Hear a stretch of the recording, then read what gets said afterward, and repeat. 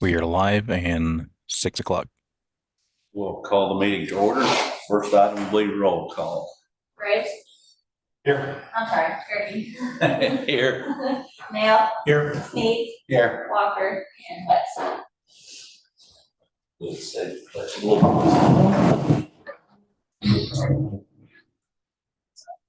I pledge allegiance to the flag of the United States of America and to the republic for which it stands, one nation, under God, indivisible, with liberty and justice for all. take a moment of silence if they like.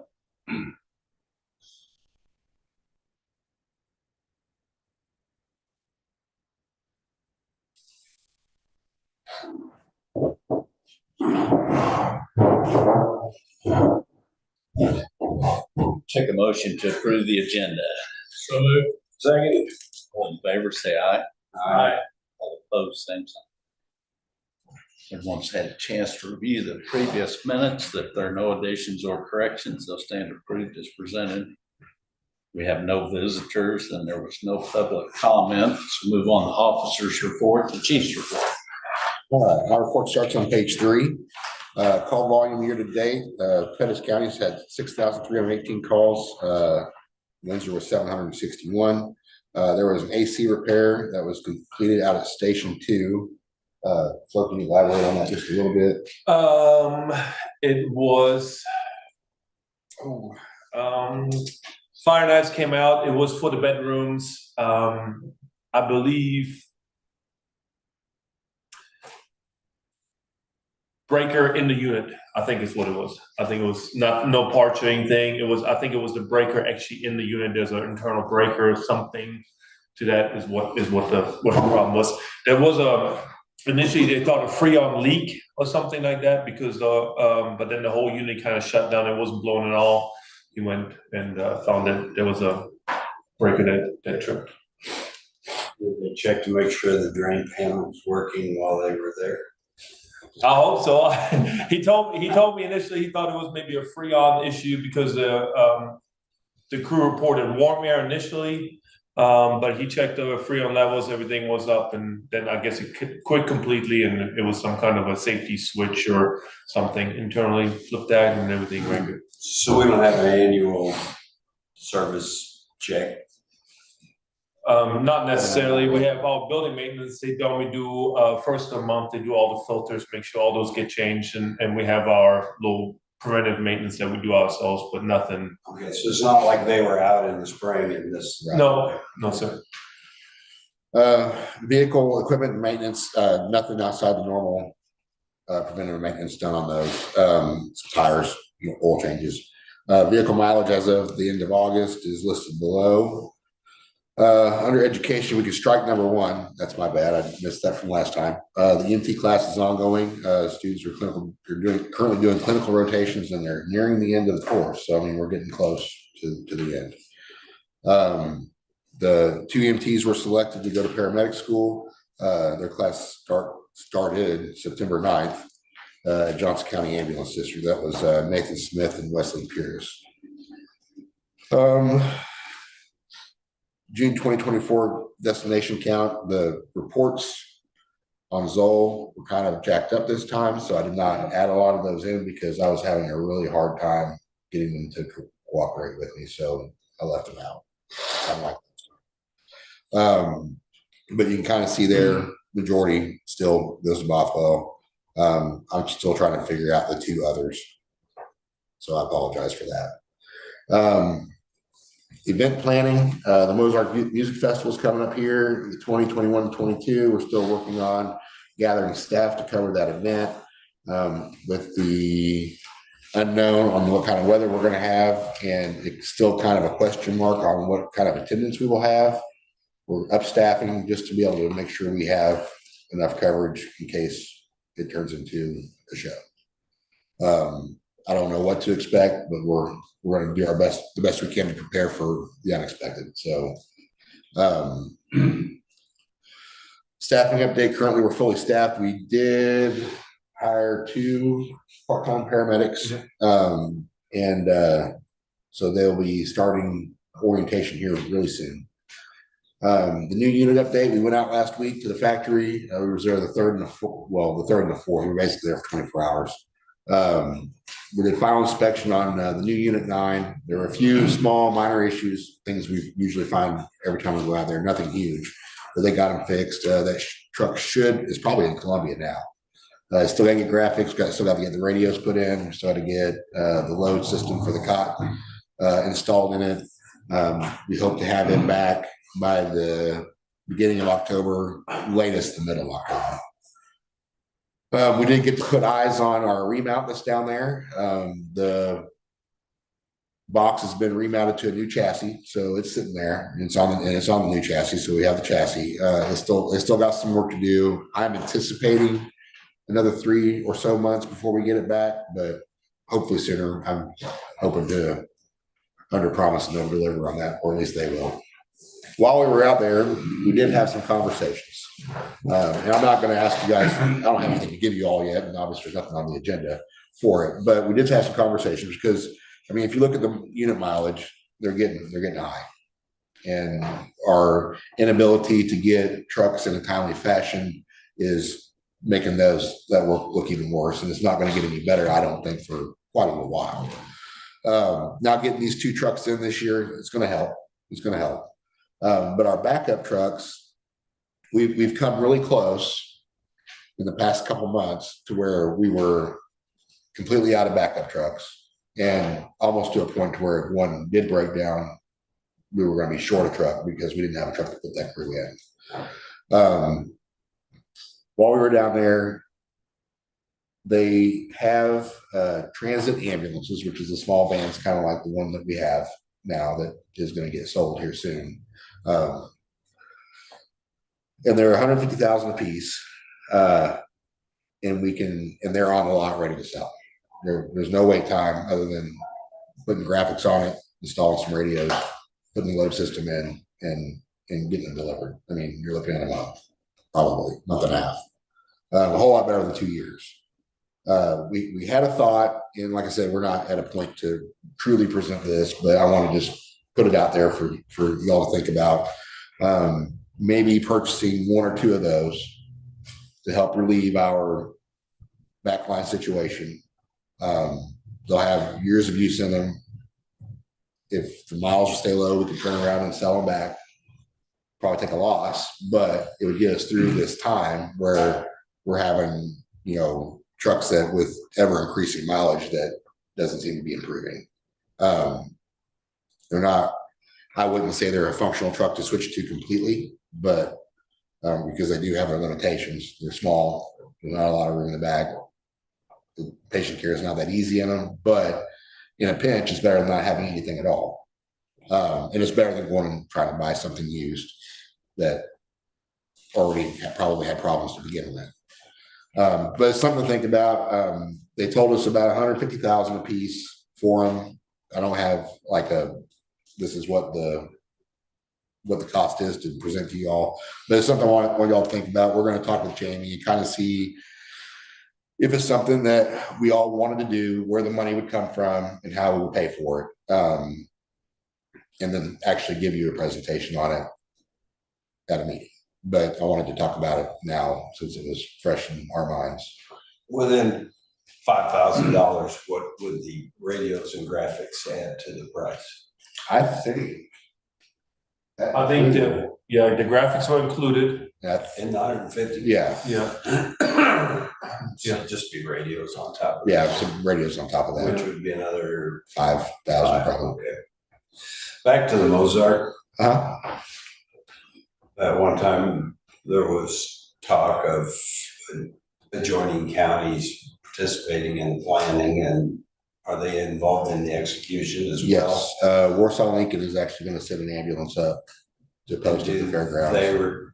Do they report to you? Are Yes. you the commander in charge of all of them? Well, yeah, we'll be, Flo and I will be there. We'll be in charge of all Right, but that. it's, PCAD is the lead. Yeah, in this. yes. Okay, thank you.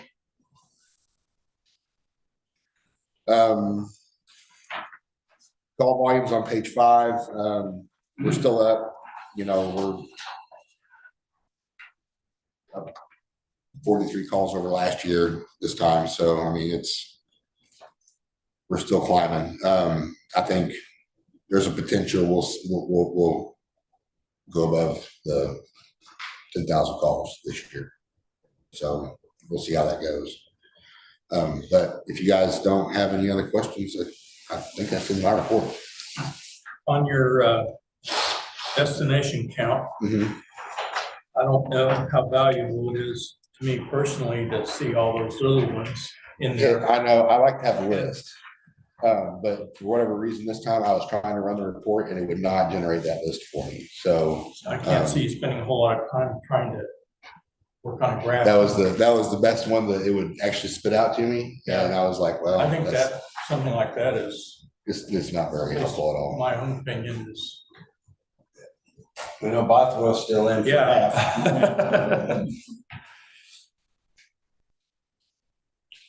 Are there any other questions for Roy? If not, I would take a motion to approve payment of the outstanding bills. so moved. Only one thing, I pulled these bills together where Jamie was gone, and I noticed, image trends on there for 89.57, but that was paid on the AP card. So if we subtract the total, at 89.57, it'll bring the new bills to 139,448.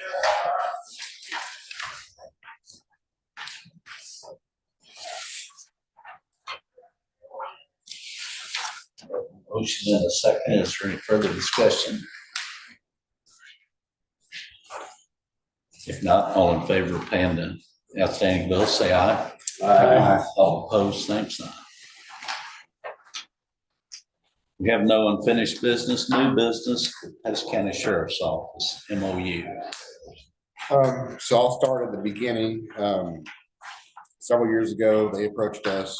They were wanting to put together they're calling it a CERT team for all intensive purposes and for everybody's understanding, we call it a SWAT team. And they wanted to have paramedics on their team. They came to us asking how that would look, if we were interested in doing it. And I started looking, I started thinking, and digging into the different avenues that we could go to achieve that. The one I'm presenting to you is the easiest. Johnson County has one, and their paramedics joined with their team, but the ambulance district purchased all the equipment and pay the personnel and cover the personnel while they're on those assignments. I didn't feel comfortable with that. I just don't feel like we have a function there, and I think it's an important one, but I don't see it. You're talking about a lot of money to outfit these people with this equipment, and I feel like it's a law enforcement issue, not an EMS issue necessarily. So what I came up with was this MOU, and essentially, long and the short of it is our paramedics that work here, they'll go through the selection process. We'll select them. We determine what the qualifications are, what the training has to be, the protocols, of course, we'll determine that. Basically, beyond that, the paramedics that are selected will be employees of the sheriff's office. Paid by the sheriff's office, insured by the sheriff's office, equipped by the sheriff's office. It's their sheriff's office employees. What the MOU does, since the sheriff's office is an EMS organization and doesn't provide medical care, the MOU will make it to where these paramedics can act as paramedics under our protocols, under our medical direction, essentially can conduct themselves as a paramedic. But that's really the only tie, is the MOU is tying them to us to do our protocols and medical director. Everything else is on the sheriff's office, all the equipment, all the time, the training, it's all in the sheriff's office to take care of.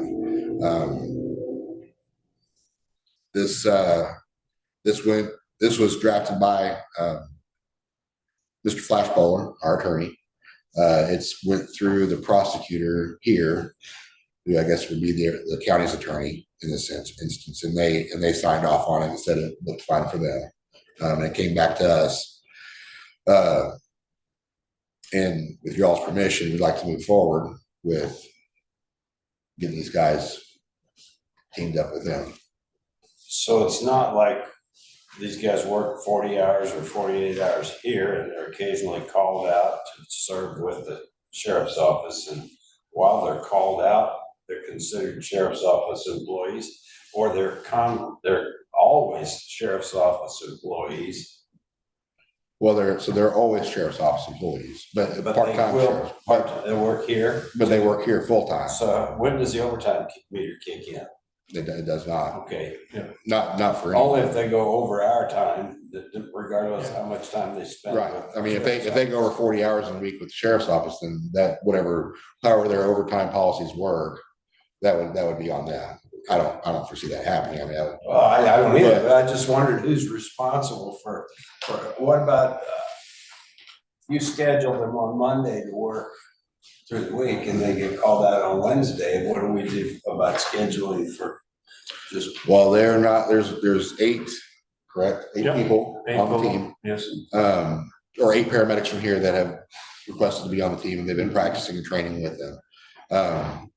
That has to be done off duty. They cannot do these activities while on the clock with Okay, us. that's what I wanted to make sure The that. separation, basically a separation of duties. So if you work, yes, if you're on duty, you get called out, you cannot respond. So. Does that lead to them kind of out in the air then, not having anybody to come? Well, so the way that it works is there's enough people that it spreads to different shifts. So there should be 2 people per day that would be available, if not a few more. And then. And how much response time are they looking at? If I have to drive up from Springfield to go to. Well, that was part of the qualification part, is you have to live within 45 minutes of Bettis County. Or you would have to be at the sheriff's office within 45 minutes of a call. So that was kind of, we basically looked at the addresses, drew a circle, and I only when I sent the email out to everyone, selected those individuals that were within that circle. That way we didn't have anybody. And you had enough interest to fill those 8 positions. And there's still more. I mean, I still have more people that are interested, but I mean, right now this is kind of where we're stuck at, so. Is there a pay comparable to what we're paying? I think they said part-time rate. I don't know what part-time rate is, so. I think it's probably close to the same. I mean, I don't know that it's over necessarily. They never actually told me what their pay rate was gonna be for them, so. It's not gonna wear them out when they're doing that, so when they come back, they're dead tired. Right. It's not. So lion's share of what we've dealt with so far is you're looking at 2 hours probably of time. I mean, your training nights are a little bit longer when they go to training, but an actual event that they would be called out for has been about 2 hours. Yeah, I would hope they wouldn't be called out a whole lot. No, it's not too often. Interested in why the sheriff's department doesn't have their own trained paramedics. Well, I mean, they wouldn't really have a call for it. I mean, honestly, except outside of this. I mean, you take a paramedic and what they could go and do. I mean, we all go to paramedic school and spend all those years getting our license to take care of patients. They and then you can go work anywhere and make a decent living doing it. And I'm not saying sheriff's deputies don't make decent money, but you're not going to get paid extra money at the sheriff's office because you have a paramedic license. I mean, it's not their thing, and they don't. I think they have a few people over there that are EMT certified, but I don't know, they don't have anybody as paramedics other than the people that have signed up to do this from here. And those guys don't have any interest in being police officers necessarily. They just want to go help and do this. Some people are interested in this type of thing.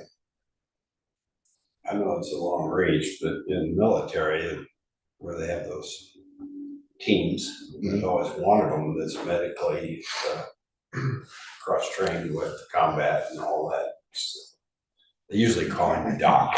Yeah, yeah. Yeah. Well, I mean, essentially, I that's was what, curious why the sheriff's department didn't have somebody or several. and that's basically, you know, instead of spending, you know, $9,000-10,000, probably more if they paid them to send somebody to paramedic school. Okay. You know, this was their, I mean, it's not cheap to do what they're doing, but this was the cheapest option for them. So we're exploiting where our two needs overlap, but not at the detriment to either department. Right. Okay. And I think it's a really good thing. I mean, if something bad were to happen, it puts a paramedic right there that can render aid immediately, versus an ambulance that could be, depending, you know, in the past it's been up to half a mile away where they staged it at. And then, you know, the information didn't go to the ambulance where the actual house was that everybody was at. So then confusion ensued when the ambulance was trying to get to where they needed to go. And, you know, right now we have somebody that's there, they can have direct contact with the ambulance and care can be rendered immediately versus having to wait several minutes. And this is an issue for the sheriff's department, but not for the police department. Well, you know, the state police department has never really reached out to us about doing this. And they don't truly have, I don't know why they don't have an interest, but they don't seem to have one. And to be fair, most of the time, they're doing it together. Yeah. You know, there's sheriff's office people, and they, you know, the last several warrant services that have been done it's been today PD in the room, sheriff's department in the room, and then us in the room.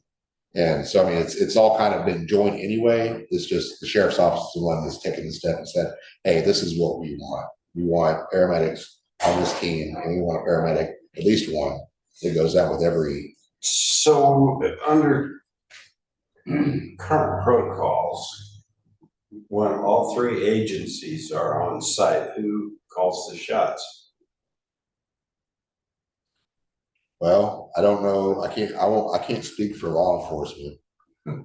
For us, if it has to do with patient care or patient, we'll be calling the shots. Yeah, but do your people go in the house when the police department says or when the sheriff's department says? Well, usually in the There's normally a briefing, team leader. yeah, usually in the briefing, they distinguish who's in charge of the. On a scheduled. Yeah. Yes. Or even an unscheduled warrant, if you meet somebody somewhere outside, you normally have the command team leader, and then we will be under the team leader supervision. Yes. Who our people are accountable to. Okay, that's what I was just wondering how that works. Thank you. Is there an example of when they might be used? So most commonly, they'll be used on a warrant service.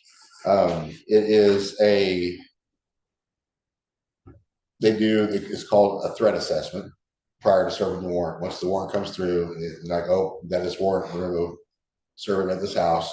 They'll do a threat assessment. You know, are there known weapons in the house? You know, animals on down the line. Right. Yeah. You know, have they been known to be violent with police? You know, and they just look at all different things, and depending upon the threat assessment, depends on how many people that they send and how many paramedics they want to go with them. So on a normal thing, it's usually one medic, and then probably 6 to 8 people, either combined with the sheriff's office, police department, or just the sheriff's office, or however it mixes up. And that's what it looks like. And so normally they'll go up, they'll either knock on an out or no knock, and they Yeah. Okay, so it's not where somebody calls, it's something that's planned. right. So if they're 45 minutes away, they wait until they Correct. get there, okay? Now you could have instances with a Barricade, so medicated subject active shooter situation, those types of things, that would not be planned, and it would be, immediate right now. And, that'd be one of those situations to where, those folks that live in town would be the ones that would have to be the first ones to go, because everybody else would be, 30 minutes is too long. Yeah. So if I'm one of your 8 and I live 15 minutes away and I show up, do I walk around and make stuff in my pockets full of medical supplies? Do I have a kit that I take with me? Do I have a? Yeah, we have a kit that the sheriff's department paid for, so each person has a chest rig they carry on their chest, and then we have a medical bag as well. Okay. That we carry with us. So another thing will be VIP protection will be something. They said maybe with political things, like if they have like a what they call the rallies or something like that, we would stand by for that, in case there would be something going on. So it'd be all kinds of different things. So it'd be all kinds of different things. Like I said, VIP protection, governor comes in. I know they have their own people, but that might be something, they would have a standby for that and things like that as well. I feel like it's been pretty well thought out. And your gut feeling is? I think it's a great thing. I mean, I think, it's not necessarily, it is, but it isn't an EMS thing. And I feel like it gives every one of our citizens good care, immediate, when they need it, if they need it. Hopefully they don't. Yeah. I mean, I'd be happy if we just stood there and got back in the vehicle and was done and left. Yeah, everything's but it good. could save a life. But we could be there to save a life. So, and anytime something bad like that happens, I mean, time is of the essence. So, I mean, having somebody there that knows what to do and when to do it is really important.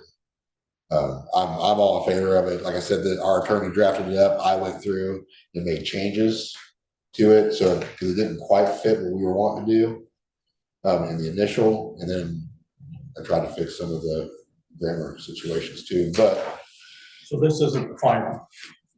no, I mean, if there's grammar issues, we can certainly fix The that. sheriff's office has seen this, Yeah. same copy we're looking Yeah. at. It doesn't have to make one more. No, I should. I shouldn't have to make one more cycle. Like I said, the grammar things, I'm sure I can fix Is those without. Sheriff Anders as comfortable with this as you are? 100%. Yeah, he actually brought it by, and he did not. And it had been a while since I'd given it to him, and I forgot that it said chairperson of the board. He actually came by the other day ready to sign it. Now, and I looked at it, I was like, well, that says chairperson of the board. I can't sign this. So, and like I said, I haven't really said anything about it in the meeting, because we were still planning, and I didn't want to talk out of school and say things that may or may not be true. And now that it's kind of in concrete, it was a good time to go ahead and let you all read it, so you guys were in the know about what we were doing and looking to do. So you're waiting for Nick's signature then? Yeah, we'll have to set up a time for Nick and Brad both to come in and sign it, so Katie can notarize it, but. Secretary has to be there. Yeah. Oh, and. No, I got to correct spelling errors. And that make that workers comp where it says. Workman's, yes. Worker. That one shined out at me earlier today, And so. I had On page 2 more questions here. One was